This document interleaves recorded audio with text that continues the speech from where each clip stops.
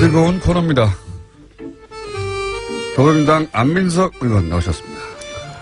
네, 안민석 의원입니다. 오늘 이 자리가 아주 불편합니다. 아시죠, 김성태 의원님? 자유한국당 김성태 의원님 나오셨습니다. 안녕하십니까? 예, 김성태입니다. 예. 네. 내부자 둘, 저희가 자유한국당의 김성태 의원님이 바른정당의 김성태 의원님이었다가 갑자기 신분이 변했을 때 한번 저희 문자창이 폭발한 적이 있습니다. 네. 이 문자들이 모니터를 뚫고 나오지 않을까 싶을 정도의 폭발적인 문제가 있었는데, 예. 최근에 거의 그에 맞먹는 수준으로, 네, 문자가 터지고 있습니다. 심지어는 출연하지 않는 날 문자가 몇백 통씩 오고 있다. 어떻게 생각하십니까? 안민석 의원님? 저도 곤혹스러워요. 우리 김성태 의원님이 지난번 최순실 국정농단 게이트 청문회 위원장 때 보여주셨던 그런 모습으로 국민들에게 초질간 평가됐다 그러면은 저도 이 자리가 더 신나고 또 함께 선의의 경쟁도 하고 또 국민들에게 또 재미있는 프로그램을 만들어냈을 텐데 지난번 그 박쥐파동에 이어서 이번에는 또 장애인 부모들 또 일반 국민들의 아주 그 마음을 아프게 하는 일이 생겨서요. 정치라는 게요. 별거 아니라고 봅니다. 가난하고 힘없고 이 사회적 약자들의 눈물을 닦아주는 행위가 정치라고 보거든요. 그들의 눈물을 닦아주지는 못할 망정 눈물을 나게 하는 정치를 하는 분이 김성태 의원님이 아니었으면 바라겠습니다. 저는 지금이라도 여러 가지 다 차치하고 이 장애 아이들을 가진 그 부모님의 심정을 김성태 의원님이 아주 따뜻하게 보듬어 주시기를 바라고요. 그리고 그들의 눈물을 닦아주는 그런 정치를 하시길 바라겠습니다. 의원님 잠깐만요. 이 사건이 도대체 어떻게 되는지 모르는 분도 사실은 적지 않아요. 예. 그래서 그래요? 예. 자, 그래서 저희가 아주 짧은 버전으로 왜 지금 안민석 의원님이 이런 얘기를 하시는지 들려드리겠습니다. 저는 초등등 교육을 책임지고 있는 교육감으로서 장애인의 교육권, 장애인 학생들의 교육권, 학습권을 보장해야 된다는 그런 법적 책무가 있습니다. 그래서 특수학교 설립을 지금 추진하고 있습니다만은 왜 이렇게 갈등이 큰데도 왜 밀어붙이려고 하는 건지 해서 이 상황까지 오게 되었는지 솔직히 이해하는데 많은 어려움과 시간이 걸리고 있습니다. 김성태 의원님 가시지 마시고 제발 저희 도와주세요. 외면하지 마시고 저희 도와주십시오. 간단 요약하면 한 부지가 있는데 거기에 한반병원을 짓자라고 하는 주장도 있고 애초에 학교 부지이기 때문에 거기에 장애인 특수학교를 지어야 한다. 맨 앞에는 조혁교육감이었고요. 그리고 김성태 의원님 잠깐 나오셨고 왜 이런 논란이 있느냐. 학부모가 얘기 다 듣고 하시라고 여기에 꼭 특수학교를 지어야 한다고 뭐 이런 그날 나왔던 이야기 요약본입니다. 예. 이 요약본인데 이제 김성태 의원님이 말하자면 특수학교 부지에 왜 한방병원을 지으려고 하느냐라는 지탄의 후코스가 되신 거예요? 그죠? 한마디로 요약하면? 예. 예. 말씀을 좀 드리겠습니다. 정치인 한 사람으로서 어떤 연유든 이렇게 무리가 빚은 데 대해서는 제가 할 말이 없습니다. 그렇지만은 지금 이 방송에서도 제가 비판받고 또 정치인으로 책임을 제가 달게 받아야 될 일이 있으면 전 지겠습니다. 이 흔히 말하는 국립 한방 어려운 건립을 위해서 특수학교를 반대하는 그 부분은 결코 아니라는 사실.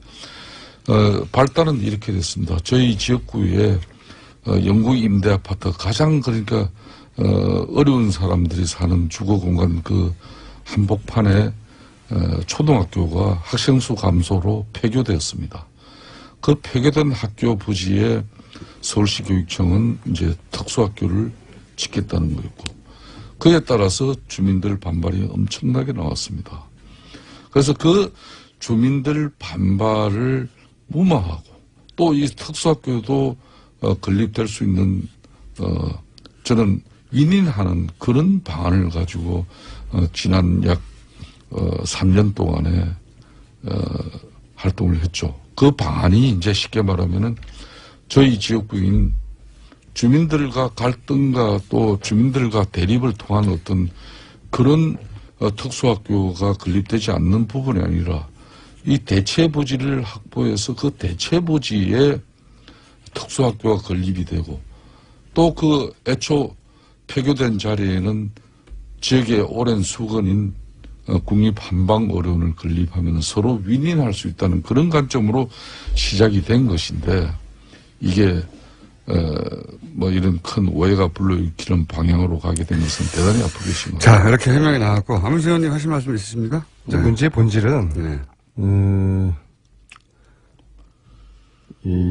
그 부지에 한방 부지가 설립될 수 없는 학교 조건이라는 부지에, 거예요. 네, 학교 부지에 한방병원이 학교 부지에. 네. 제가 서울시 교육청하고 보건복지부의 이야기를 들어봤는데 보건복지부 입장도 분명합니다. 서울시 교육청이 그 학교 부지를 용도 변경을 해주지 않는 한은 네. 이건 진행될 수 없다. 또 반면에 서울시 교육청은 그것은 용도 변경해줄 수 없다고 조현 교육감의 입장이 단호하고, 그래서 학교 부지는 안 바꿔주거든요. 어쨌거나 과거에 어떤 일들이 있었는지 모르겠지만은 지금 이거는 불가능한 일이 되어버렸고요. 따라서 저는 이제 이 기회에 과연 그 주민들께서 또 특수학교를 반대하는 이유에 대해서 우리가 좀 사회적 편견을 가지고 있는데요. 특수학교를 들어오면은 그 동네에 영향을 미치고 안 좋은 영향, 특히 집값이 떨어진다. 근데 최근에 부산대 연구소에서 특수학교가 들어왔을 때 집값에 어떤 변화가 있는지를 연구를 했는데 전혀 변화가 없어요. 이제 그런 사회적 편견이 좀 사라졌으면 좋겠고요. 저는 국회에서 교육을 담당하는 상임위원회에 있는데요. 교문위에 계시죠? 네. 네. 하늘이 두 쪽 나도 참 어울리진 않습니다. 교육과 안민석 의원님. 제가 교육학 박사입니다. 알고 있습니다. 오늘은 농담할 기분이 전혀 아닙니다. 공장장. 하늘이 두 쪽 나도 강서의 특수학교는 네. 설립될 것입니다. 그래서 이후에 수습이 장애인 부모들의 이 지금의 눈물이 잘 닦여지기를 그렇게 바라고 저도 도우고, 김성태 의원님도 그런 입장이어야 되지 않겠습니까? 저는 처음부터 초지일간 저희 지역의 그 폐교 자리에 서울시 교육청에서 특수학교를 건립하겠다는 입장 나왔을 때 저는 반대하지 않았습니다. 근데 왜 이런 오해를 사고 계세요? 그 주민들이 상당한 큰 반발을 하게 되었죠. 그걸 나는 주민들 갈등을 봉합하고 또 서울시 교육청에 오직하면 15년 동안 서울시에 특수학교 하나 안 되었겠습니까?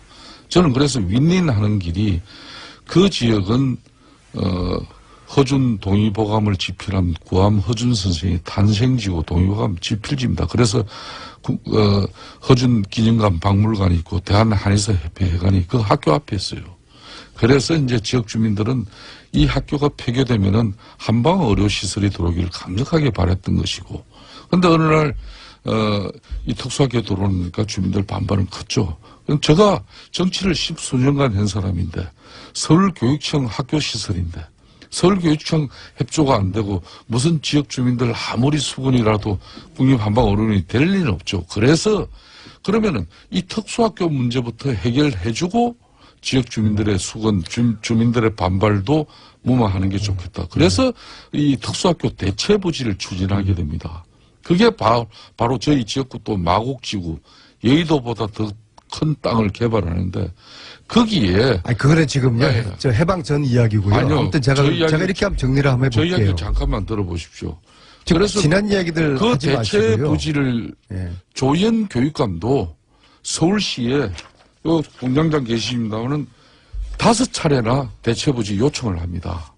심지어 2016년 11월은 강서지역 특수학교 신설 계획이라 그래가지고 마곡의 대체부지는 인근에 공동주택이 없어 민원의 소지가 적고 공원에 접하고 있어서 학생들의 정서 발달 및 체험 활동에 도움을 줄 수 있으므로 특수학교 입지의 최적 요건이라는 이 의견을 제시합니다.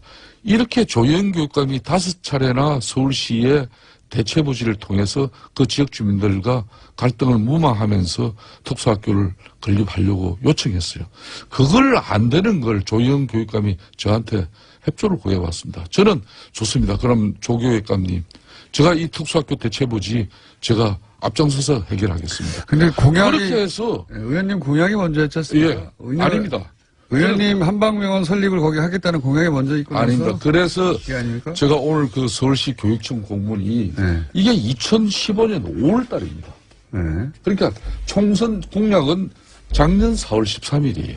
그러니까 이미 1년 전부터 서울시 교육청 조희연 교육감이 서울시 박원순 시장에게 5차례 SH공사에 대체부지 협조 요청 공문을 보냅니다. 알겠습니다. 그래서 알겠습니다. 작년 네. 4월달 김성태 의원님, 해명이 길면은 변명이 되니까는요. 제가 제안 겸 한번 질문을 드려보겠습니다. 예. 그러면은 김성태 의원님이 공약으로 내세우신 한방병원 대신에 그 부지에 특수학교 설립하는 것을 적극적으로 도와주시겠습니까? 저는요, 지금 이제 이 대체부지를 통해서 주민들과 갈등을 피하고 특수학교도 설립되고 지역 주민들의 오랜 수군도 이루어지길 바라는 관점에서 중재 조정자로서 저는 역할을 다했을 뿐입니다. 이제는 저는 아무런 힘이 없습니다. 올 연초에 마곡의 그 공원, 중앙공원 부지에 정말 최적의 조건인 그 대체부지를 무슨 연유인지 조영 교육감이 입장을 바꿨습니다. 저는 그렇기 때문에 이 폐교된 공진초등학교 자리는 누가 뭐라 그래도 서울교육청 시설입니다. 서울교육청 판단이 우선입니다. 서울시 교육청에서 그 자리에 그렇게 주민들 반발이 있음에도 불구하고 특수학교 짓는다 그러면 어쩔 수가 없는 겁니다, 이거는. 저희 두 사람이 당은 틀리지만 네. 사회적 약자들의 눈물을 닦아줘야 되지 않겠습니까? 동의하시죠? 전 동의합니다. 자, 그러면은 지금 이 논란은 사회적 약자, 특히 이 장애 아이들 또 그 부모들의 그 절절한 심정, 그 심정을 담아내는 그런 편에서 우리들이 바라보고 정치를 해야 되지 않겠습니까?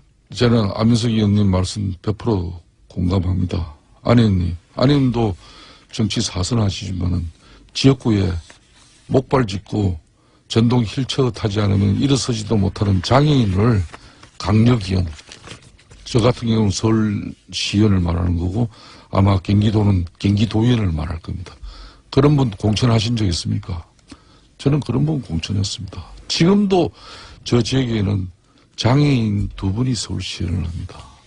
제가 왜 이런 말씀을 드리는가 하면 저는 특수학교 결코 반대하지 않습니다. 네, 그러면은 저도 특수학교, 교육위원회에서 도울 테니까 특수학교 그 학교 지어져야 설립 합니다. 적극적으로 우리가 도와주는데 팔을 걷어붙이고 그렇습니다. 나서시죠. 그러니까 앞으로 네. 저의 역할이 있다 그러면 네. 저는 지역 주민들과 서울시 교육청과 또 장애인 학부모들이 충돌하고 갈등해서 지난 15년간처럼 특수학교가 서울시에 하나도 못 지어진 그 전례가 아니라 싸우지 않고 해결할 수 있는 방법이 있다 그러면은 손자병법에서도 가장 제1의 병법이 싸우지 않고 이기는 길입니다. 저는 장애인 특수학교 다른 지역도 아닌 저 지역에 건립하기 위해서 모든 노력을 기울인 사람입니다. 자, 의원님. 그럼 물어보세요. 한 가지는 제가 납득이 안 가네요. 뭐냐면, 예.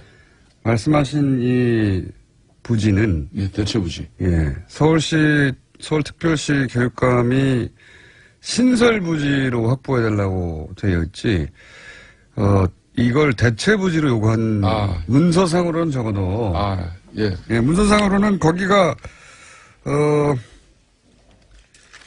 여러 가지 접근성이 아닌가, 이게 좋다. 그래서, 예. 거기를 신설해달라고 했지, 맞바꾸자는 얘기는 없는데요? 그게 그 이야기입니다. 네? 여기 그래서 강서 지역 특수학교 신설 계획이라고 돼 있죠. 네. 여기에 보면은 바로 지금 마곡에 새롭게 그 대체 부지를 서울시하고 최종 협의를 박은순 시장의 정말 전향적인 판단이었습니다. 그래서 여기는 해당 부지는 인근 공동주택에 이걸 바로 그 대체 부지라는 겁니다. 아니, 이 이제 신설 계획. 대체 부지라는 얘기가 없고. 그게 여기를 보시면은요. 예. 해당 부지에 바로 네. 인근 공동주택이 그게 저희 지역구입니다. 그러니까 해당 부지는 인근 공동주택이 없어 민원의 소지가 적고 예. 공원에 접하고 해서 학생들에게 좋다. 예. 그러니 그 지역 여기 신설로 요구한다지. 그게 그 자리입니다. 예. 아니 제 말은 예, 그게 대체 부지입니다.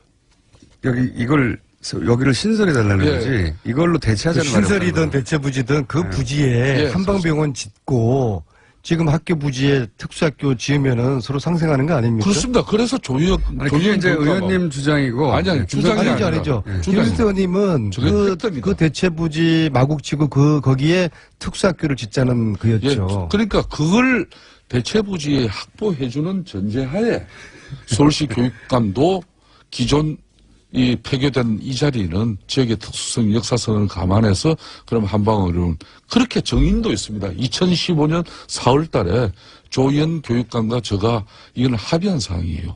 그래서 어제 이게 의원님 말씀은 저 이야기를 한번 들어보죠. 지금 문제가 되고 있는 장소는 여러 가지 논란이 있으니 혹은 예. 뭐 반대하는 사람이 일부 있으니 이걸 대체 부지로 옮기고 예. 그리고 대체 부지에 그 병원을 짓고 병원이 아니라 그 시설을 짓고 특수학교를 예, 애초 문제가 되는 곳에는 병원을 짓자 이렇게 말씀하시는 그거 거고 한번 예, 그렇게 그걸 서로 약속한 거예요. 그래서 그렇게 어제 얘기했다. 어제 자 그러면 손석희 한 가지만 확인하면 되네요. 예, 예. 조희연 교육감한테 그런 얘기를 한 적이 있느냐? 예. 그리고 지금 저한테 주신 공문은 신설 부지를 확보해 달라는 얘기만 있지 애초에 원 부지는 그러면 병원을 짓자는 얘기는 전혀 없거든요. 예. 그러니까 이게 이제 신설 부지를 요청하는 것에 불과한 건지 아니면 그렇게 맞바꾸려고 한 건지 확인해 봐야 되겠네요. 그 내용은 신설 계획에 보시면은 네. 마곡의 그 구체적인 5천여 제곱미터의 신설 부지를 요구하는 것은 바로 대체 부지로 나와 있고요. 어제 그래서 여기는 대체 부지는 말이 어쨌든 없습니다. 공문에는. 예. 제가 새로 그럼 표현을 바꾸겠습니다. 신설 부지를 확보해 달라. 새로. 예. 예, 그렇게 이게 돼 추가인지 맞바꾸자 하는 건지 모르죠. 맞바꾸는 겁니다. 그러니까 아마도 알겠습니다. 이 예. 과거에 대한 그 이야기는 아마 조희연 교육감 이야기 들어보면은 또 입장이나 과거 일에 대한 해석이 또 틀릴 겁니다. 그래서 이 이야기에 대한 논란보다도 지금 핵심은 학부모들이 원하는 또 아이들이 원하는 그 부지에 특수학교를 설립하느냐 마느냐 그것이고 그것은 하나의 특수학교를 설립하는 차원을 넘어서 대한민국 사회가 좀 더 사회적 약자들을 위해서 진일보한 그 상징적인 그런 징표가 될 거라고 봅니다. 예, 그리고 저는- 특히 문재인 정부에서 우리가 어떤 소수자에 대한 배려 또 사회적 약자에 대한 그런 배려를 추구하는 그런 철학을 가진 정부이기 때문에 이것은 저희들로서는 물러날 수 없는 것입니다. 하늘이 그렇습니다. 두 쪽 나도 그 그래서- 학교 부지에 특수학교를 제대로 안민석 세울 의원님, 것입니다. 그래서 어제까지 JTBC를 비롯한 4개 방송에서 토론 자리를 마련해 주겠다는 그런 제안을 해왔어요. 예. 저는 조희연 교육감 지금까지 특수학교 건립에 협조해왔던 저를 희생양으로 만들면서 정작 토론을 피했습니다. 어제 JTBC 손석희 사장이 그러니까 언제든지 조희연 교육감이 지금 토론을 하면 불리할 것 같으니까 토론을 그러니까 안 한다는 얘기죠. 저는 김어준- 아유, 좋습니다. 김어준- 좋은 뉴스입니다. 김어준 공장장께서 예. 다음 주 내일이라도 오늘 오후라도 이 자리에 두 사람을 부르십시오. 조희연 교육감의 반론을 또 한번 들어보겠습니다. 충분히 김성태 의원님은 오늘 아니, 답답하신 이야기를 한 것 같고. 저는 예. 답답하기보다 정치인으로서 정말 속이 답답하고 터집니다. 지난 수년 동안 지역 주민들과 이 충돌하지 않으면서 특수학교도 만들면서 지역 주민들이 또 바라는 그런 수건 사업도 해결하기 위해서 남의 지역도 아닌 저희 지역에 그 대체 부지를 마련하는데 협조를 하고 그렇게 해서 서로 윈윈하는 길을 걷고 싶었지만 어그러졌습니다. 그래서 저는 이제는 아무런 힘이 없습니다. 정권 넘어가고 또 학교 시설의 주체인 조희연 교육감이 그 대체부지 수용하지 못하겠다 그러면은 이건 어쩔 수 없는 거예요. 자, 그리고 여기까지. 그날 예. 눈물 흘린 그 호소를 하는 학부모님의 그 이야기를 하는 도중에 퇴장하신 거에 대해서는 좀 진정 어린 그런 사과가 필요하다고 봅니다. 저는 어떤 연유든 간에 제가 지난 7월 6일 1차 토론회에서는 제가 인사말만 하고 나왔고 지난 9월 5일 토론회에서는 거의 1시간 가까이 그래도 그분들의 이야기를 최종 다 듣고 끝까지 마무리하지 못하고 중간에 다음 일정 때문에 일어난 그거는 제가 무조건 제가 자, 불찰. 이 이야기는 충분히 한 것 같아요. 이제 조희연 기업가님하고 벌써 시간이 다 갔습니다. 왜냐하면 김성태 의원님이 그 안타를 혹은 홈런을 그만 친 게 아니고 연속으로 홈런을 치셨기 때문에 저희가 준비한 또 음성 파일이 있습니다. 네, 토막 한번 들어보시죠. 대정부 질문에서도 또 불과 얼마 전까지만 해도 전략적 모선을 유지해야 한다던 대통령 아닙니까? 그 전략적 모선을 얻은 게 뭡니까? 후보 시절에도 TV 토론에서 이런 말씀을 했습니다. 북한이 6차 핵실험을 하고 중국이 그걸 제어하지 못한다면 사드 배치를 하겠다. 이렇게 말한 바가 있고 그 상황이 그대로 이행되고 있다고 생각합니다. 이미 한미 동맹 관계는 신뢰 관계는 금이 갈대로 간 이후에 울매 겨자 먹기 식으로 그것도 임시 배치하는 거 가지고 더 이상 국가의 안보 운운하지 마세요. 그 양심이 있다면 그런 이야기 하면 안 되는 거예요. 오죽하면 트럼프 대통령이 아베 총리와 통화하면서 한국이 대북대화 하는 거지 같다는 그런 기사가 나왔겠습니까? 김성태 의원님이 한국 대통령보다 일본 총리를 더 신뢰하고 있다고 생각하지는 않습니다. 요 다음에 왜 말씀이 없으십니까? 저희가 궁금한 이걸 틀어드린 이유는 요 다음에 뭐라고 반론을 하실 줄 알았는데 반론을 안 하셔가지고. 그 다음에 바로 질의가 계속 이어졌죠. 그러니까 나는 그러면 미국 대통령을 더 신뢰한다. 아니면 나는 한국 대통령을 더 신뢰한다. 뭐가 이렇게 반론이 있어야 되는 거 아닙니까? 김부진 공장이 초등학생 때리고 지금. 워낙 이낙연 총리님이 네. 걸출한 그 총리로서 그 야당 의원들의 윽박 지르고 고함 지르는 그런 질의에 촌천살인의 답변, 품위 있고 아주 여유 있는 그런 자유한국당의 답변에 이 웅변토는 의원님밖에 없어요, 사실은. 네. 아니, 다른 투쟁적인- 의원님들도 마찬가지예요. 아니, 거기는 고함만 지르고 그래서 의원님 약간 투쟁적인 이- 웅변투. 예. 걸출한 총리께서 야당 의원들의 질의에 잘 대응을 해 주셔서 국민들이 아주 지금 속이 후련하다고 하시지 않습니까? 앞으로도 걸출한 총리께서 걸출한 그런 답변 또 총리 역할을 잘 해 주시길 바라겠습니다. 아니, 총리님에 대한 얘기를 할 게 아니고, 김성태 의원님과. 김성태 의원님은 저희 얘기에 대해서 할 말이 없으시죠? 아니죠. 저는 이낙연 총리 정말 안민석? 대단한 김성태 의원입니다.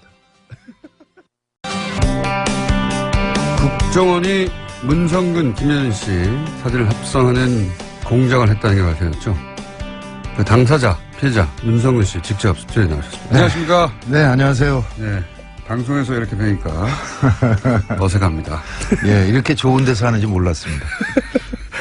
TBS가 이사를 오고 나서 네, 시설이 굉장히 좋아졌습니다. 예, 남산에 있을 때 한번 가보셨어요? 그랬었죠.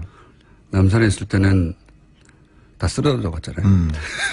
그게 국정원 건물이었죠. 과거에 국정원으로. 예, 거기서 고문당한 사람 많습니다. 자, 우선 그 이미지를 과거에 얼핏 본 적은 있었죠, 사실은. 예, 아니, 근데 워낙에 쓰레기들이 많았기 때문에 그냥 넘어갔던 일이고요. 그 다음에 한 10여 번 한 적이 있었는데, 그 트위터 같은 경우는 그 미국 본사에 확인해야 된다고. 그러니까 할 수 없다라고 하면서 빼고 뭐 이래서 확실한 사람들, 그러니까 그 시위에 나와서 발언하는 사람들 있잖아요. 그 사람들만 고발한 적이 있었죠. 트위터 본사에도 요청하면 범죄 연루된 게 확실하면 예. 해줘요. 당연히 그렇죠. 예. 핑계를 댄 것이고. 예. 근데 국정원이라는 게 명확하게 밝혀지고 나서는 무슨 생각을 하셨습니까? 믿어지지 않는 거죠. 뭐. 믿어지십니까, 이게? 아니, 저는 사실 일베 중에서도 개쓰레기들만 하는 짓 아니에요. 그러니까, 삐! 여기, 예, 그렇죠. 아니면 당사자 입장에서 그렇게 말할 정도로, 예. 아니, 그러니까 격앙될 수밖에 그게, 아마 해외 토픽에 지금 좀 나오지 않았을까 싶은데 그 최순실 때 라스푸틴 얘기했었잖아요. 네. 아마 그만큼 충격으로 받아들이지 않을까 그런 생각이 듭니다. 그러니까 그게 이제 뭐 일반 네티즌들이 이렇게 했다 이런 모르겠는데 그렇죠. 네. CIA가 했다. CIA가 유명 배우 둘 합성해가지고 그거 목적은 부시 정권을 지키기 위해서 했다. 이러면은 완전 전 세계 토픽이죠. 그 일베 정권이 계속 이어지는 거 아닌가라는 생각이 들어요. MB 정권의 성격이 일베였다면 그들이 이제 그런 공작으로 정권 재창출한 거죠. 그 일베 계속 이어졌고 그다음에 지금 뭐 새누리당 비상대책위원장이니까 그 양반이 청년들에게 일베 열심히 하라 그랬잖아요. 자유한국당. 네. 네. 그런 심성으로 지금 그 양반들이 한쪽 정치 세력을 맡고 있다는 게 참담하죠. 자, 여기까지는 공식적인 논평이었고 실제 본인이 어떤 피해를 당했는가 네. 그 사이에 왜냐하면 그거는 공작의 일환이었을 뿐 실제 생업을 쥐고 흔들었잖아요.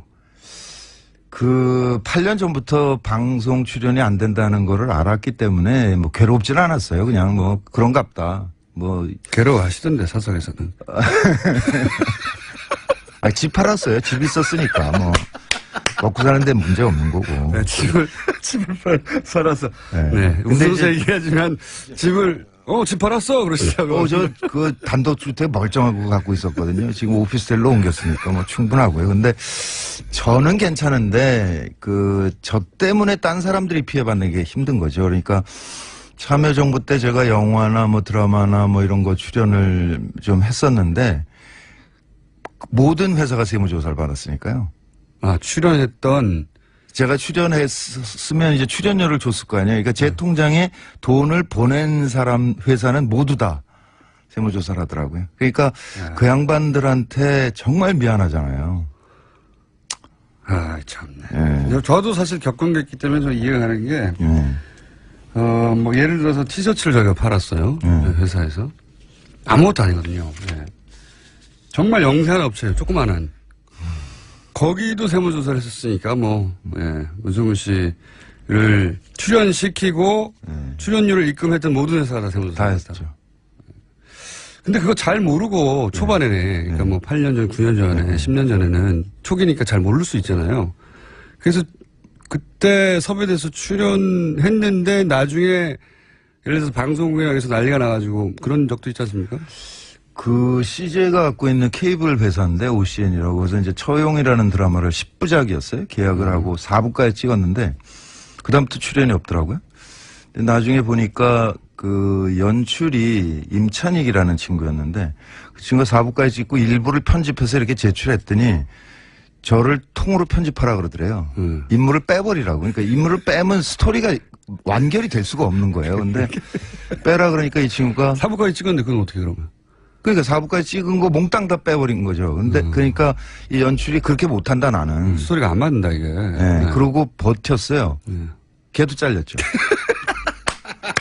근데 그 친구에 대해서 진짜 저는 기가 막힌 게 신인이고 그 연출이라는 사람들은 연출하고 있는 동안에만 수입이 발생하거든요. 그러니까 나중에 저한테 와서 저 선배님 이렇게 됐는데 정말 어쩔 수 없이 뺐습니다라고 얘기를 해도 나는 양해를 했을 거예요. 그 친구를. 네.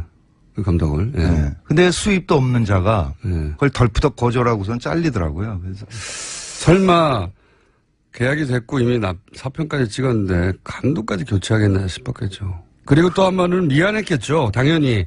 네, 그 친구는 저에 대한 의리를 지킨 건데 본인이 날아갔군요. 참 묘한 게 그 이후에 보면 CJ가 그걸 통편집해서 이제 한 다음에 그때부터 지금까지 저한테 단 한 번도 양해의 말을 한 적이 없어요. 아, 미안했다. 그때 어쩔 수 없었다든가 아니면 누구 한 사람을 보내서 이렇게.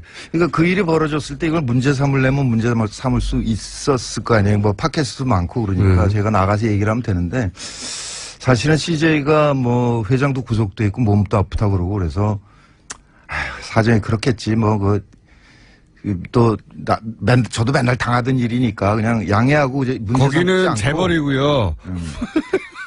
아니, 그래서 양해하고 지금 넘어갔는데. 누가 누구를 챙겨줄 이 사람들이 아닙니다. 아직도 얘기가 없는 거예요. 그래서 아직도. 예. 야, 이게 뭐 일종의 또 다른 갑질이죠. 예, 자기 고통은 자기 고통이고 자기가 남에게 준 고통은 아무런 관심이 없는 거니까. 그리고 인정해야 되니까 그때 그랬다는 걸.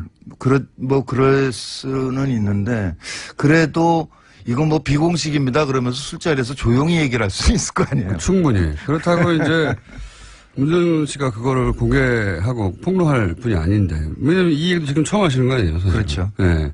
그런 일을 겪었음에도 불구하고. 근데 지금도 이 방송을 들으신 실제 관계자 여러분은 예, 공식적으로는 아니어도 예, 소주 한잔 하시면서 푸시면 좋겠고.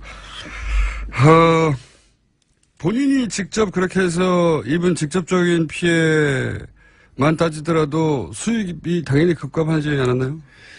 그 소득 신고를 못한 해가 많죠. 그렇기 때문에 집을 팔아버렸고. 예. 아, 넉넉해요. 괜찮아요.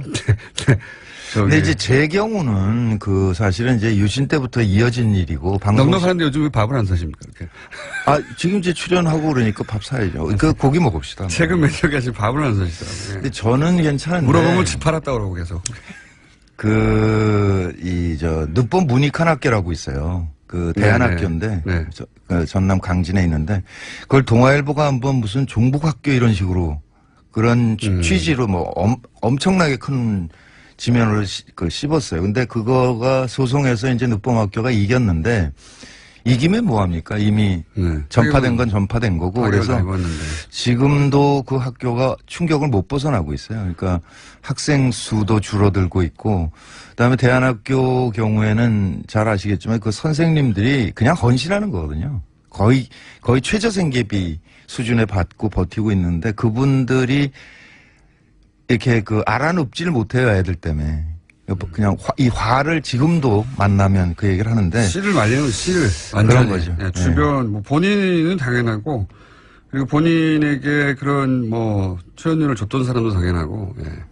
주변 그러니까, 완전히 씨를 말리는 거죠. 그러니까 이미지를 더 씌워서 하는 게 효과적이라는 거를 대중심리학적으로 분석을 한 거겠죠. 그러니까 그 사진 조작이나 이런 것도 이게 말이 안 되는 짓이긴 하지만 그것을 본 사람들에게 이게 잔상으로 남아서 무의식에 이렇게 침투하는 작전이었을 것이다 이렇게 생각이 되고. 국정원이 무슨 심심해서 만들었을 리도 없고. 그렇죠. 예. 네, 다 계산이 된 거죠. 논두렁식이라는 말도 심리학자를 동원했다고 하니까. 예. 아, 그랬죠. 그랬다는 걸 보면 대중 이미지가 굉장히 중요한 배우들을 어떻게 다시는 복귀하지 못하게 만들까. 명계남 씨가 복귀가 참 쉽지 않은 게 그 양반 경우에 바다 이야기가 전 국민이 다 아는 것 같아요. 그러니까 그때 지금 되돌아보면 그 한나라당 의원이 그 국회에서 면책특권으로 그걸 발언을 했거든요. 요약하면 명계남 씨가 바다 이야기, 소위 이제 도박, 거기서 도박 뒷돈을 게임. 받아가지고 그 돈으로 문성근 정치에 진출하려고 뒷돈을 정치 자금이 그거다. 이렇게. 뭐 정권 재창출을 위한 자금을 마련했다 이런 거예요. 네, 전체적으로는. 그래서 이제 그 중에 저도 뭐 수백억을 했다는 얘기가 수백억. 있었는데. 수백억 그게 있어요. 그러니까. 그 명계남 씨 얘기는 스위스 은행 비밀번호를 까먹었다 그러더라고요. 그 친구는 임플란트 할 돈도 없거든요. 그러니까 이거는 풀어줘야 돼요. 그래서 검찰에 출두하면 그거는 꼭 물어보려고 합니다. 근데 아마 자료가 너무 많아서 지금 못 찾을지도 모른다라는 생각도 들고요. 그게 이제 그러니까 탄핵 국면으로 들어가면서 파기를 시작을 했을 거 아니에요. 근데 그 옛날 건 안 했을지도 모른다. MB 정권 시절 거는. 그 흔적이 좀 남아서 지금 나오고 있는 거예요. 네, 그런 거죠. 네. 그래서 이제 문정근 씨가 그럼 10년간 뭐 했냐? 주로 등산했어요. 그래서 제가 종아리가 굉장히 단단하고요. 평상시에 어디 뭐 하시냐고 산이에요, 산. 피톤치드가 너무 풍부해. 산에 항상 가 계셨고, 예. 네. 평상시복이 항상 등산복이었습니다. 그래서, 예. 부른 사람이 없기 때문에 부르지 않는 산으로 가는 거예요. 산에 많이 하셨고, 그 시절 얘기하자면 문화부 장관을 지냈던 이창동 감독님의 이야기도 하지 않을 수가 없습니다. 그분도 물론 그분이 영화를 더디게 만드는 스타일이기도 한데 영화를 만들기 위해서 지원 요청을 한 적이 있잖아요. 네, 그때 그 시라는 영화죠. 그거는 특히 이제 영화진흥위원회는 그 해외 유명 영화제에서 수상한 사람들에게는 조금 더 지원을 하는 게 있습니다. 네, 그렇겠죠, 당연히. 예, 뭐 마스터스 뭐 그런 식으로 해가지고. 근데 그때 임권택 감독하고 이창동 감독이 냈는데 두 명을 뽑기로 돼 있었거든요. 둘을 했는데 되니까 이제 또다시 뭐 심사를 했다든가 그래요. 네, 그래서 당연히 되겠죠. 당연히 됐는데. 시나리오를 빵점을 줬죠. 근데 그 작품이 깐느에서 시나리오상을 받았어요.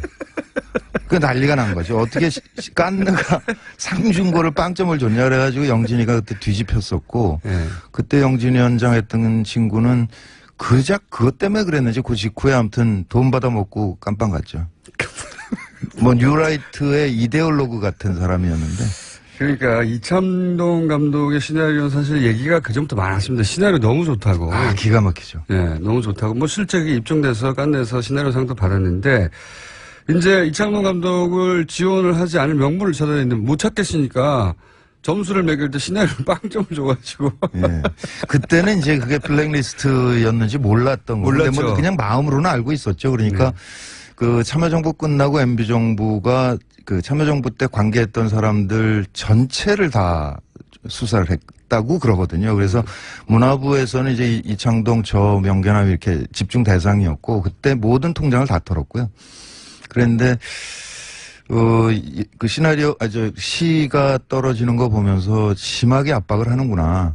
그거를 느꼈죠. 근데. 설마는 워낙 이런 사안에 대해서 말을 안 하시는 분이라 누구한테 가서 하소연을 하거나. 네, 안 하죠. 네, 안 해서 그냥 아주 크게 불거진다기보다는 대중들은 그런 일 있었구나 하고 정도 넘어갔는데 영화계에서는 뭐 말도 안 된다고. 근데 지금 이제 블랙리스트 때문에 그 피해 사례도 사실 연기자나 진행자들 중심으로 나오지 감독들은 잘 안 나오는데 감독들 경우에 거절하면서 시나리오가 좀 부족합니다. 이래버리거든요. 그러니까 할 말이 없어요. 네, 그러니까 할 말이 없어지는 거죠. 거기다가 이제 그 모태 펀드라는 거 있잖아요. 네.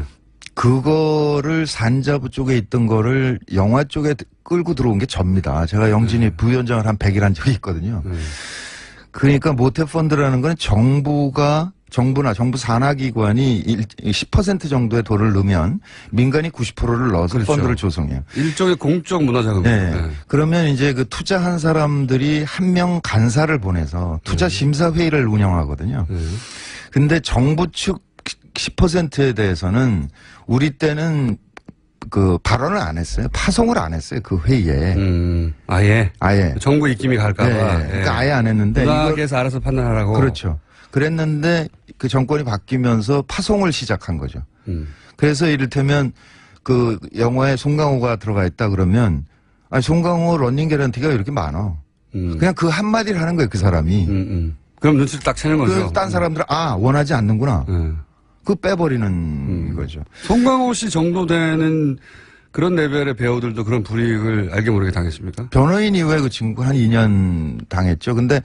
근데 그 친구는 워낙에 이제 그 티켓 파워가 크니까 CJ가 안 하면 워너가 하는 거죠. 그 워너 브라더스가 투자하고 뭐 봉준호는 넷플릭스랑 했잖아요. 그러니까 일종의 국부 유출이죠. 그러니까 우리가 생산을 해야 되는데 우리가 생산을 거절해 버리니까 그 컨텐츠가 외국 자본가로 넘어가게 되는 거죠. 가장 최고 수준의 배우나 감독들도 그랬으니까 문성근 씨를 날리는 건 어렵지 않았겠죠. 네, 뭐 간단한 문제죠. 그냥 전화 한 통이거나 뭐. 헐리우드에서 픽업할 배우는 또 아니었지 않습니까? 그러니까 제가 한창 활동할 때는 연락 왔었어요. 제가 그러니까 영어를 외우면 이렇게 할 수는 있을 것 같은 사람으로 보였나 봐요. 그래서 몇 번 제안이 온 적은 있습니다. 아이고 제가 그래도 맞아요. 10년 전에는 그 10년이면 그런 생각 안 했어요. 이번 드라마 보니까 그렇게 자글자글해요. 그래서 어디 댓글을 보니까 문성근 씨는 연기는 뭐 참을만 한데 너무 쭈글쭈글하다 이게. 아니 그 10년을 빼앗긴 게 억울하지 않으세요?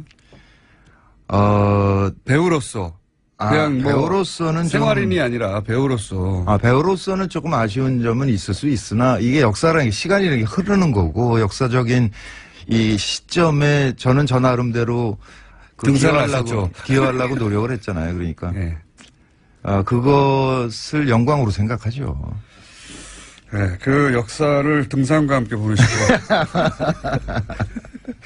자, 그런데 이게 이제 그런 피해, 지금 말을, 기억나는 대표적인 것만 하셨는데. 네. 그런 세월 동안 실제적으로 피해를 입었고, 그리고 본인뿐만 아니라 그런 피해를 입은 사람들의 명단도 나왔고, 아마 그 명단, 이 또 다른 명단이 있겠죠.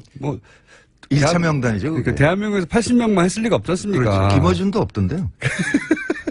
저는 대신 소송을 많이 당했잖아요. 근데 그 분들이, 네.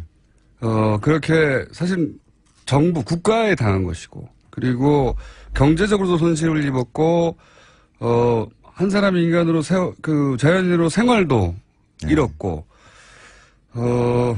그리고 배우로서의 직업적인 전망도 잃었고, 너무 많은 걸 잃었지 않습니까? 네. 그리고 그게 국가의 부당한 폭력이었기 때문에 이제 소송을 하겠다고 선언하셨잖아요. 네. 실제. 그럼 민형사상 소송을 다 하실 생각이시나요? 네, 다 해야죠.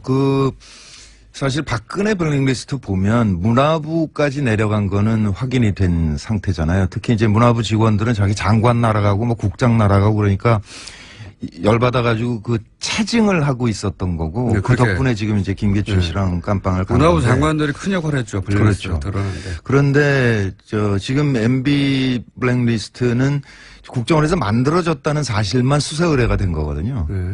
근데 그 이후에 그게 어떻게 실행됐느냐를 따져봐야 될 거 아니에요. 하나는 문화부를 통해서 영진이로 네.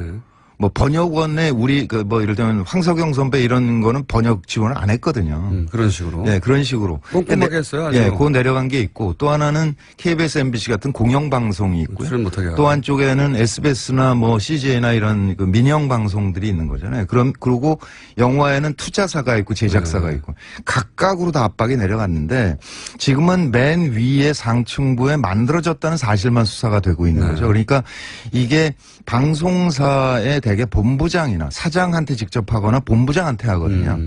그러면 사장이 본부장에게, 본부장이 CP에게, CP가 PD에게. 네. PD는 미안한 얼굴로 와가지고. 예, 네. 이해해주라, 이렇게 하고 넘어가는 거거든요. 그러니까 이 중간 단계가 지금 빠져 있는 거죠. 그러니까 요거를, 지금 사실 검찰이 인력이 부족한 상태일 거예요. 안원구 정장도 사람이 필요하다고 얘기하시던데, 그러니까. 너무 많으니까요. 너무 많으니까 지금 지금 수사를 못하고 있는 거죠. 그러니까 우리가 그거를 고발을 하면서 동시에 KBS, MBC, SBS 노조에 예. 이거 나중에 검찰에서 수사받지 말고 예. 그냥 스스로 알려달라. 정보를 취합을 해봅시다, 우리가. 그러니까 나는 본부장한테 들었다. 본부장이 누구는 안 된다고 하더라. 그런 거 조각조각을 모으면 전체 그림이 만들어지지 않겠냐. 그렇군요. 그렇게 해야 이 수사도 그러니까 속도가 붙을 것이고 또 하나는 검찰이 지금 손이 못 미치고 있기 때문에 이거를 우리 쪽에서 좀 근거를 좀 만들어서 수사가 편하게 만들어주자. 이거 좋은 아이디어신 게 수사를 받아본 입장에서는 검찰도 그런 일정을 잡고 해당 PD나 혹은 본부장을 연락해서 언제 나오냐 조율하고 굉장히 시간이 오래 걸리거든요. 그렇죠. 예. 그분들도 다 이제 생활하고 있기 때문에 그거를 미리 지금 마침 또 KBS, MBC 양대 방송국의 노조들이 파업을 하고 있기 때문에 그렇죠. 직접 현장에 가서도 그런 얘기를 하시고 이 방송을 들으신 분들도 아예 그냥 일종의 민간 태스크포스처럼 만들어서 서로 정보를 공유하고 해서 하면 일이 좀 간단해지고 빨라지겠네요. 정보도 많이 모이고. 지금은 일단 민변에 김용민 변호사가 붙었고요. 그다음에 최동욱 변호사께서 변호사라고 그러니까 되게 이상하네. 전 검찰총장. 근데 저는 역사 바로쓰기 차원에서 그분이 검찰총장 하는 게 맞았지 않습니까? 갑자기 또 정연주 선생이 KBS 사장으로 복귀하는 게 맞지 않습니까? 그렇게 볼 수도 있습니다. 그러니까 남은 임기를 하시는 게 맞는 것 같아요. 어찌됐든 그분이 일종의 자원봉사로 참여를 하시겠다고 의사를 밝히셨고. 본인도 당했기 때문에 그 심정을 누구보다 잘 알겠죠. 네, 그렇죠. 예. 누구보다 잘 알아서 저도 그 얘기 들었는데 최동욱 전 검찰총장이 아마 이게 방송으로 처음 나가는 것 같습니다. 검찰총장이 이 블랙리스트에 피해를 입은 뭐 연기자, 배우자, 문화예술인들의 소송을 무료로 변론해 주시겠다고. 네, 그랬습니다. 연락이 왔어요. 네. 대단히 감사드리고요. 저희 방송도 한번 나오셔야죠. 여하간 그러면 그렇게 팀을 꾸려서 혼자 하시는 것도 아니고. 그러니까 참여연대도 같이 하기로 했고요. 그러니까 다른 배우들은요? 다른 연기자. 다른 배우들은 제가 그저께 SNS에 올렸는데 한 5분 정도가 참여를 하겠다고 의사를 밝혀오셨어요. 80분 다 해도 되는 거 같아요. 아니, 근데 감독들은 안 빠지거든요, 대부분. 근데 그 감독이 42명이나 돼요. 감독. 그 한편에선 좀 뿌듯하기도 합니다. 그러니까 영화가 굉장히 중요하다라는 거를 MB 정부가 알았었구나. 그러니까 문재인 정부도 영화가 중요한 걸 알아서 좀 지원을 좀 해야 될 텐데. 그러니까 지금 정부 지원이 끊긴 지가 거의 10년 됐어요. 그렇죠. 네, 참여정부 때 하고 그다음에 끊어버리고. 정부는 오로지 화이트리스트라고 소위 국뽕영화만 네, 지원했거든요. 국뽕영화. 네, 그거는 MB 때부터 시작된 일입니다. 그러니까 모태 펀드를 통해서 소위 이제 방송국이나 그런 펀드를 동원해 가지고 정부가 권장하는 영화, 건전 영화죠, 소위. 그렇죠. 네. 건전 영화만 지원했고 실제 이런 문화예술계에 지원이 필요한 것은 지원을 끌어버렸어요. 그렇습니다. 죽으라고. 예. 자, 그럼 소송이 이제 막 준비 단계에 들어간 거네요. 그렇죠. 아무래도 요번 달 말 정도까지는 취합을 끝내고 10월 초쯤에는 이제 소장이 들어가야 되겠죠. 그럼 고소고발 모두 형사, 민사 다. 형사, 민사 다 해야죠.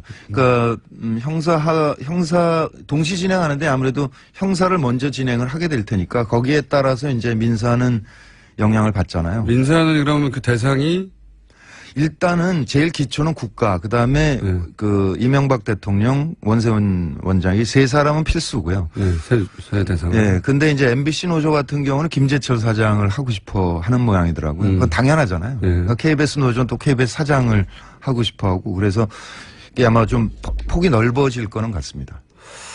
알겠습니다. 최동욱 전 검찰총장이 이 문화예술인 블랙리스트 사건의 무료 변론을 받았다는 소식과 함께 이제 막 준비가 시작됐고 이 소식을 아직 듣지 못하신 분들은 문화예술인 중에 혹은 감독들 중에도 문성훈 씨에게 연락을 주시고요. 네, 그리고 방송국이나 영화 투자 제작사에 계신 분들도 연락을 주십시오. 네, 이거를 그냥 넘어갈 수는 없죠. 네, 10년 짜글짜글 해주셨고 회사에 직접 하셨고 주요 활동은 등산으로 10년을 보내신 그리고 10년 동안 돈도 없기 때문에 연애도 한번 못하신 자, 억울한 얘기인데 즐겁게 좀 나눠봤습니다. 네. 배우 문성근 씨였습니다. 감사합니다. 네, 반갑습니다. 독일을 통일했던 헬무트 콜 총리를 이기고 1998년부터 2005년까지 독일의 제7대 총리를 역임했고 최근 문명국가로의 귀환이라는 자서전을 발간한 슈레더 전 독일 총리를 스튜디오에 직접 보셨습니다. 안녕하세요. Vielen Dank. Ich bin gern gekommen. 예, 저는 방한 기간 중에 택시 드라이버 영화도 관람하였고 또한 이 촛불 혁명에도 지대한 영향과 기여를 했다라는 말씀도 들어서 초대받는 것을 기꺼이 응했습니다. 독일 전직 총리로는 처음 와주셨기 때문에 대단히 감사드리고 더불어서 정치인 슈레드는 한국 언론에 소개가 된 적이 있지만 어떤 사람인지 자연인으로 한 번도 소개된 적이 없어서 저도 궁금해서 개인적인 질문부터 몇 가지 드리겠습니다. 첫 번째 드릴 질문은 제가 자료를 보다 보니까 중학교를 졸업하고 나서 소매상의 판매직으로 일을 하셨더라고요. 고등학교 진학을 안 하고. 왜 고등학교 진학을 안 했는지, 공부를 못 했는지. Nein, ich habe nicht gefaulenzt. 제가 공부를 못하거나 게을리하지는 않았습니다. 그런데 저희가 5형제였거든요. 그리고 저희 어머님은 전쟁 미망인이셨어요. 아하. 아버님이 2차 세계대전 중에 돌아가셨습니다. 따라서 당시에 저희 집안의 형제들은 모두 스스로 각자 해결해야 되는 상황이었죠. 학비를 부모로부터 기대할 수 없었고요. 또한 너무나 가난했었기 때문에 각자 형제들이 빨리 독립해야 한다. 스스로 벌어서 내 앞가림을 해야 한다라는 것을 저희는 너무나 다 잘 알고 있었습니다. 저는 야간 학교를 다니면서 소매상에서 일하면서 저녁에 공부를 하면서 독일에서 대학에 입학할 수 있는 입학 자격 시험에 합격을 하였는데요. 야간 학교 다니면서 취득한 겁니다. 말하자면 그래도 어느 정도 살만한 집안의 자녀라면 가지 않았을 그런 다른 길을 간 거죠.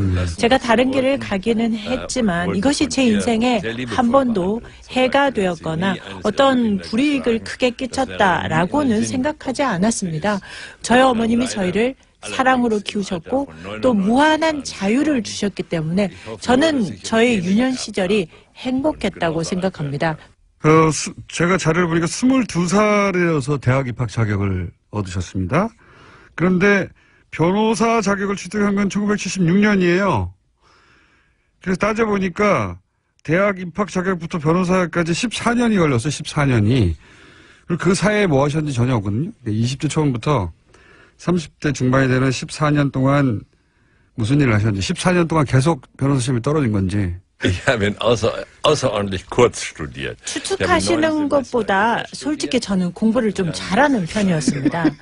그래서 지금 14년이나 제가 떨어졌다가 고배를 마시고 공부만 했다고 생각하시는데요. 사실은 그렇지 않아요. 저는 독일에서 다른 학생들보다는 빨리 학업을 오히려 마친 편이었어요. 9개 학기, 즉 4.5년 만에 학업을 마쳤는데요. 저희가 가난했고 제가 돈을 빨리 벌어야 했기 때문에 오히려 공부를 여유 있게 할 수가 없었어요. 그래서 굉장히 빨리 공부를 마치려고 노력했던 편인데요.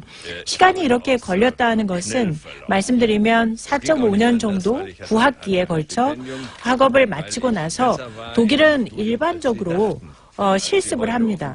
그래서 법원 시보로도 실습을 하고 로펌에 가서도 시보를 하고 또 검찰청에서도 시보를 하는 이런 실습 기간이 긴데요. 지금 76년이라고 하신 것은 제가 시험에도 다 이미 합격하고 로펌에서 말하자면 그 월급쟁이 변호사라도 일을 했던 그런 것들을 다 지나서 1976년에 제 법률 사무소를 낸 것이 76년이었다는 뜻이었습니다. 의심이 많으시니까 성적표도 보내드릴 테니까 청취자분들께 꼭 공개해 주시기 바랍니다. 1980년에 연방하원 선출이 처음 되셨는데 이때가 그러면 30대 후반이네요. 예. 정치를 왜 시작하신 건지. Das hat zu tun mit meiner Kindheit. 저희 집이 워낙에 가난하였습니다. 그러다 보니까 교육의 기회는 곧 힘이다. 교육만이 힘이라는 그런 생각을 일찍 했습니다. 그래서 저의 삶에 있어서 항상 누구나 무상 교육을 받도록 해야 한다라는 것에 제 정치 삶을 바쳤다고 해도 과언이 아닙니다. 그래서 가난한 집 아이들도 부모의 돈이 없어도 열심히 노력만 하고 교육을, 즉 대학 교육을 돈 없어도 받을 수 있는 기회가 있다면 부모가 가진 부에 관계없이 자기 삶에서 성공할 수 있다는 것. 그래서 저는 교육에 있어서 교육의 정의, 모든 사람에게 있어서의 무상교육, 이것을 위해서 헌신했다고 생각합니다. 즉 교육에 있어서의 이러한 정의를 세우기 위해서 필요한 것이 곧 정치였고 그래서 저는 정치인이 됐습니다. 본인의 이상을 본인이 직접 가능하다는 걸 보여준 셈이네요? 맞습니다. 예를 들어서 무상급식이나 무상교육을 해야 되겠다고 생각했던 정치인들도 많았을 텐데 결국 총리까지 되는 사람은 극소에 불과하거든요. 그 극소수만 갈 수 있는 자리까지 갈 수 있었던 건 본인의 어떤 자질 때문이라고 생각하는지 그게 궁금합니다. Ich glaube, man braucht doch 첫째, Ehrgeiz. 야망이 있어야 된다고 생각합니다. Speziell in der Politik. 자기가 정말 되고 싶은 것을 열렬히 추구하는 그런 마음. 두 번째, 열정이 필요하죠. indem man lieber 다른 어떤 것보다도 나는 이것이 정말 되고 싶다 하는 열정. braucht auch 그 다음에 세 번째는 gewisse 커뮤니케이션 능력이라고 생각되는데, kommunizieren zu 커뮤니케이션은 사실 정치에서 가장 중요한 자질이라고 볼 수도 있습니다. 왜냐하면 정치라는 것이 사람을 이해하고 사람과 소통해야 되고 그들을 감지할 수 있어야 되는데 이것은 탤런트라고 생각합니다. 그리고 제가 지금 말씀드린 이 모든 것들은 태어날 때 갖고 태어나는 것이라기보다는요, 정치적인 삶을 하는 그 프로세스 과정에서 자연스럽게 배워나가고 생겨나가는 일종의 프로세스라고 생각합니다. 네. 본인에게, 이건 남들보다 나한테 특별히 있는 유난한 능력이다. 그런 거를 느껴본 어떤 본인의 자질은 없는지, 요건 내가 너무 잘하는 것 같아. 그런 게 없었는지. Nein, das kann ich ja nicht machen. Ich kann mich ja 이것만큼 nicht 내가 이러하지라는 표현들은요, 자화자찬이라고 생각합니다. 사실 자화자찬은 해서는 안 된다고 생각을 하고요. 타인과의 비교도 항상 부적절하다는 생각을 갖고 있는데요.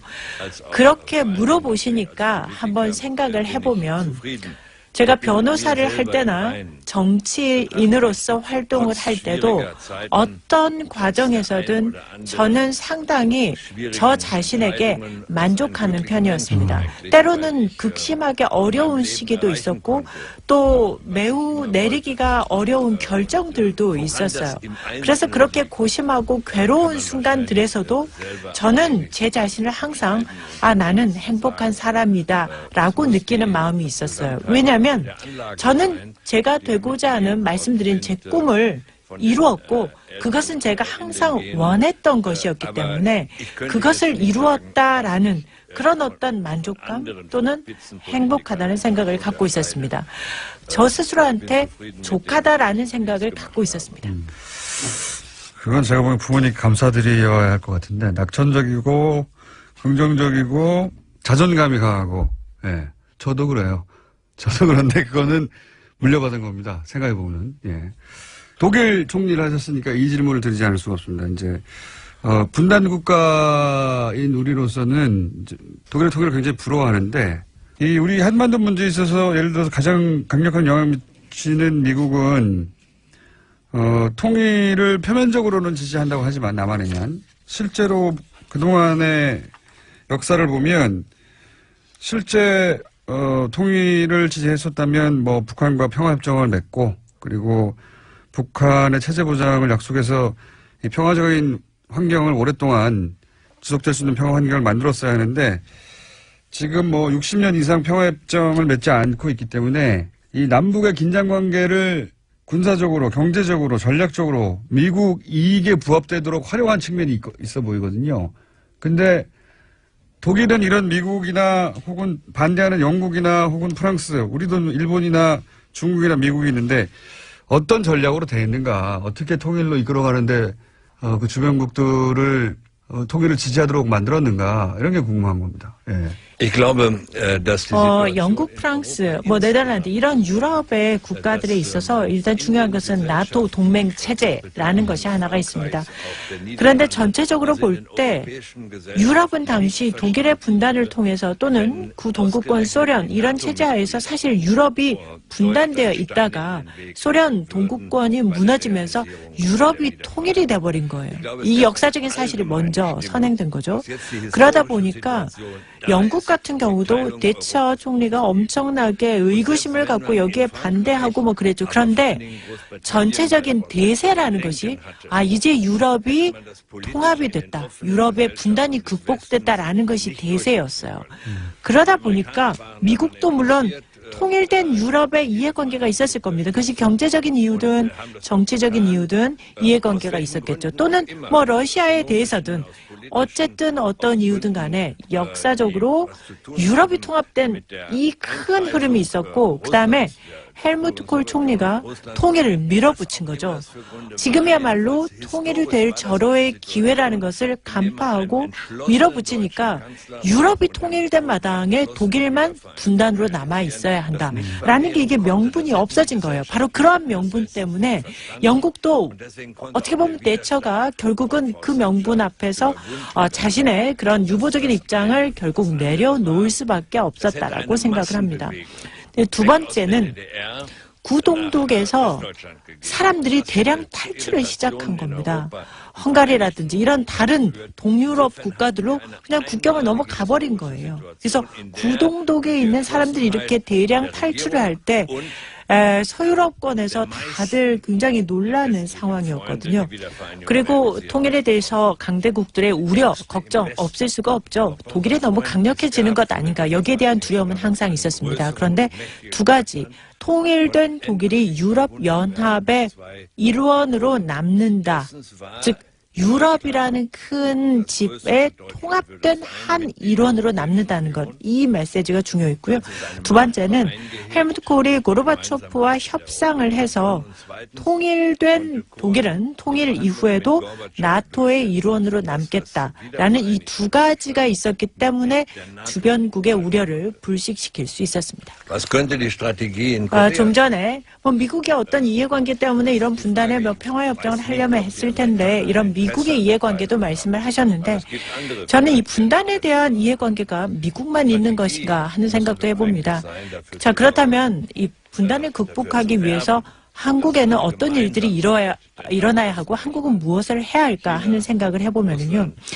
저는 이 한반도 문제라는 것은 주변 3강국, 중국, 러시아, 미국 이 3개 대국이 공동 보조를 해야만 가능하다고 생각합니다. 최근에 그 북한 제재 안보리 결정에서 보듯이 이들 국가들이 공동 보조를 해야만 뭔가 이루어질 수 있다는 건데요. 즉 안보리에서 제재가 타결되기는 했습니다만은 이 3개국이 중국, 러시아, 미국이 진정한 공동 보조의 전략을 가지고 있는가에 대해서 생각해 볼 필요가 있겠습니다.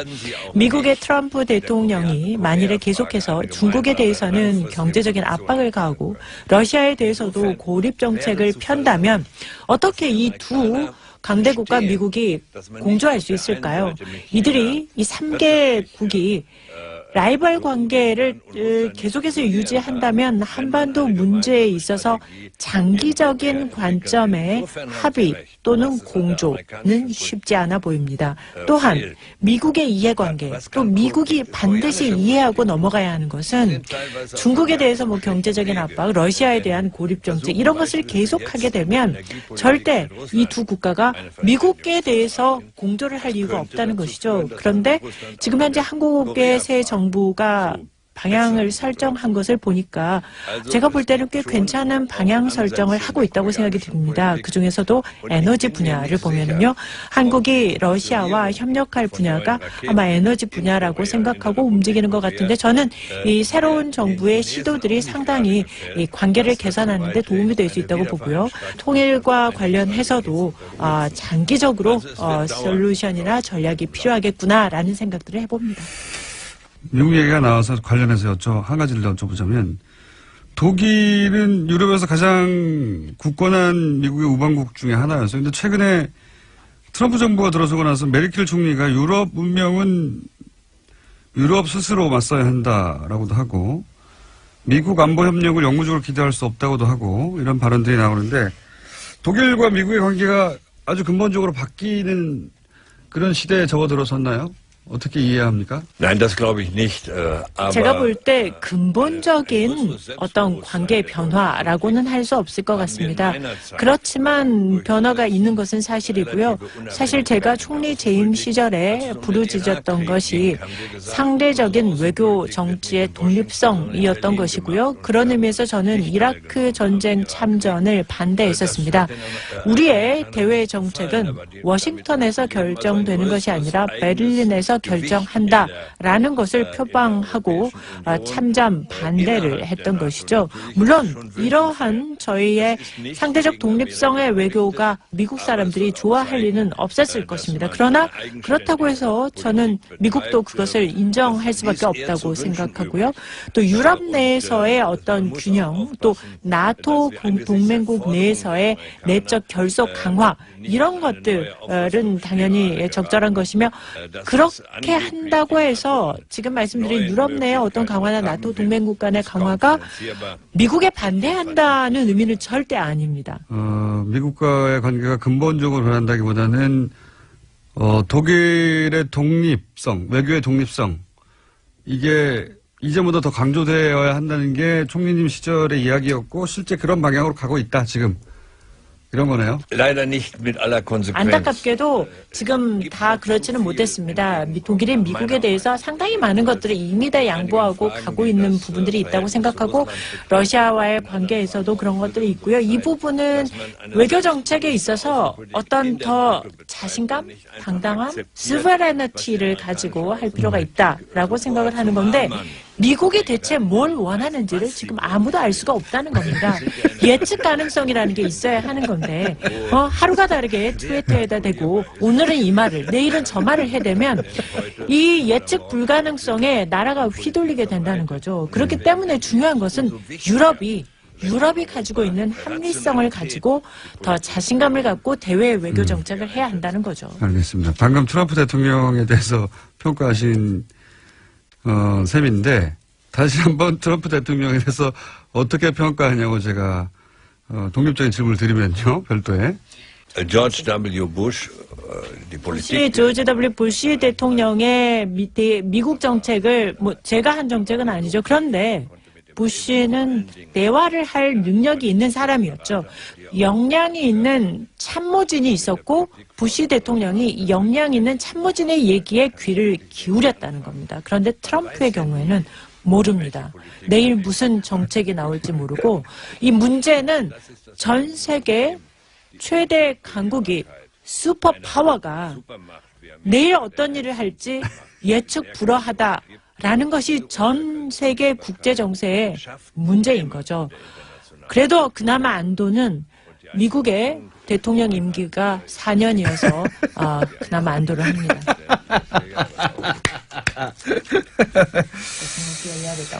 지금 그런 트럼프하고 이야기를 어떻게 우리 한국의 보수 세력이 주고받고 있냐면, 전술핵을 한반도에 다시 배치하자. 그리고 트럼프 역시 그런 가능성이 있을 수도 있다. 이런 언급을 내비치고, 전술핵을 한국에 다시 갖다 놓는 얘기를 하고 있는데, 물론 현 정부는 반대하고 있습니다. 전술핵 재배치가 이 북핵 문제를 해결할 수 있는 해법이라는 주장에 대해서는 어떻게 생각하십니까? 전혀 아닙니다. 국제 정치가 추구하는 목표라는 것은 핵에 대한 전반적인 축소입니다. 이러한 시도는 북한의 핵무기 가능성에 대해서 남한도 핵으로 여기에 대응한다, 이런 식의 잘못된 시그널을 보내서는 안 된다고 생각하고요. 또한 새 정부가, 한국 정부가 여기에 반대한다고 하니까 이것은 아주 잘 결정하신 것으로 판단됩니다.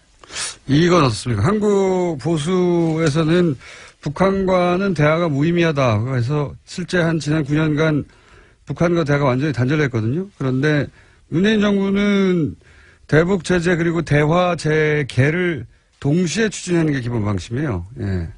이런 문재인 정부 대북 기조에 대해서는 어떻게 생각하십니까? 전적으로 옳은 정책이라고 생각하고요. 매우 합리적이라고 생각합니다. 문재인 정부가 추진하는 그 정책을 잘 관철시키기를 바라겠습니다. 북한이 대화 능력이 없다라는 판단은 맞는 판단입니다. 바로 그렇기 때문에 한편으로는 제재를 통한 압박을 가하면서도 다른 한편으로 동시에 우리는 대화를 할 준비가 돼 있다라는 신호를 보내는 이 동시정책, 이것은 매우 중요하다고 생각하고요. 북한은 자기의 체제를 유지하기 위해서는 대화 능력이 없는 것으로 하는 것이 자기 체제 유지에 유리하다고 생각해서 그렇게 하고 있는 것 같은데, 남한은 적어도 대화를 할 준비가 돼 있다라는 것으로 신호를 보낼 필요가 있습니다. 마지막으로 예. 시간이 없으니까 문명 국가를 귀한 이 책은 어떤 독자에게 필요한 책인지. Ich denke, diejenigen, die sich 저는 정치의 꿈을 가진 분이라면 누구라도 읽어볼 만한 책이라고 권해드리고 싶습니다. 특히나 오늘날에 우리가 민주주의 사회를 유지하고 그리고 깨어있는 민주주의 사회를 미래에도 원한다면 젊은이들이 정치에 관심을 갖고 또 참여해야 합니다. 그런 의미에서 오늘날의 정치가 나아갈 방향, 그리고 깨어있는 민주주의의 수호, 이런 것에 관심이 있는 사람이라면 누구나 읽어보면 좋지 않을까 싶고, 특히 그러한 정치에 참여하고자 하는 의지가 있는 사람이라면 도움이 되지 않을까 생각해봅니다. 알겠습니다. 감사하고요. 그리고 아마도 4번 의원하고도 총리가 되는 법 궁금한 분들도 이 책을 읽으시면 좋을 것 같습니다. 감사합니다. Vielen herzlichen Dank. 네, 슈레더 전 총리 출연 다시 한번 감사드리고요. 네, 베를린에서 다시 만나겠습니다. 그리고 독일의 총리가 아니라 한국의 총리, 네, 이낙연 총리 9월 26일이죠. 네, 1주년 공개방송 출연해 주시기로 하신 거 매우 감사드리고요. 네, 지금 총리실에서 이제 여러 가지 연락이 오고 있습니다. 네. 저희가 잘 준비해가지고, 9월 26일 날 아주 많은 분들이 올 거거든요. 네. 멋진 방송 그때 보여드리려고 하고, 최현석 총리하고 제가 찍은 사진, 네, 저희 페이스북에 올라갈 수도 있습니다. 웃깁니다.